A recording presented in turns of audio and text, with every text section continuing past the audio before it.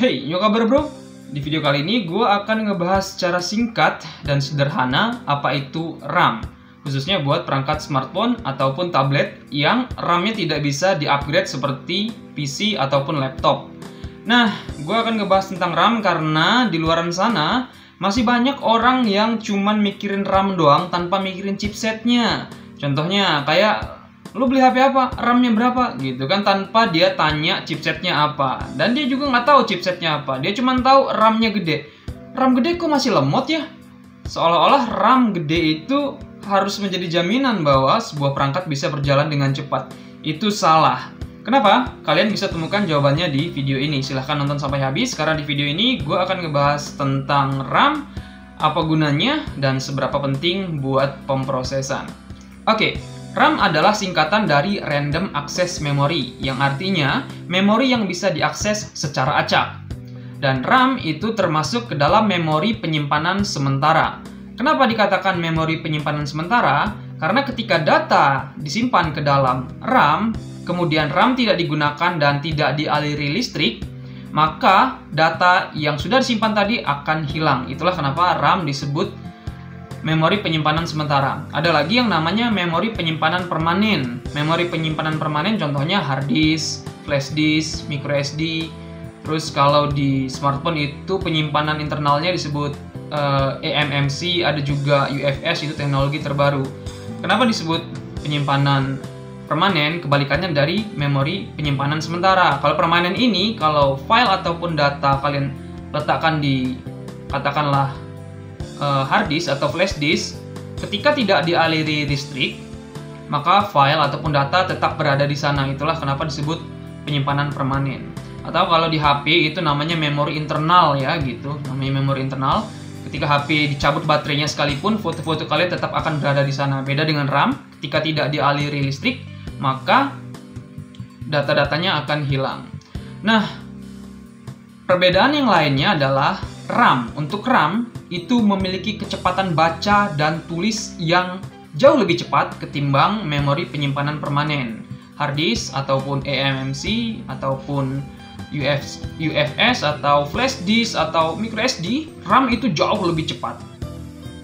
Nah, kita udah tahu tadi ya karakteristik RAM itu seperti apa, bedanya RAM dengan memori internal, memori micro SD, hard disk, eMMC, UFS, kita udah tahu ya bedanya apa. Nah, sekarang gue akan ngejelasin secara sederhana fungsinya RAM. Dari sebuah software yang kita jalankan, ataupun aplikasi yang kita jalankan, instruksinya tidak langsung dikirim ke prosesor, tapi ditampung dulu ke dalam RAM. Setelah ditampung RAM, baru diteruskan ke prosesor, atau prosesor akan membaca dari RAM. Pertanyaannya, kenapa dari software ataupun aplikasi tidak langsung dikirim ke prosesor? Kenapa harus ditampung dulu ke RAM?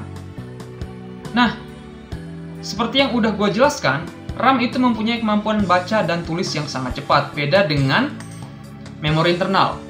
Karena aplikasi atau software diinstal di memori internal yang kecepatan baca dan tulisnya lebih rendah ketimbang RAM, kalau langsung dikirim ke prosesor, maka prosesor akan membaca lebih lama dari memori internal.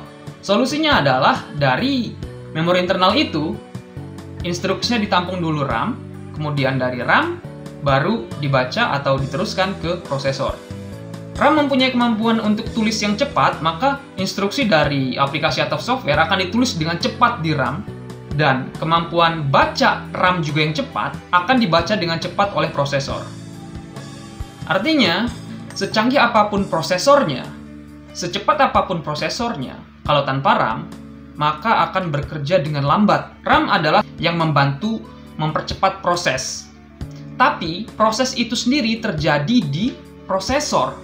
RAM hanya untuk menampung instruksinya aja.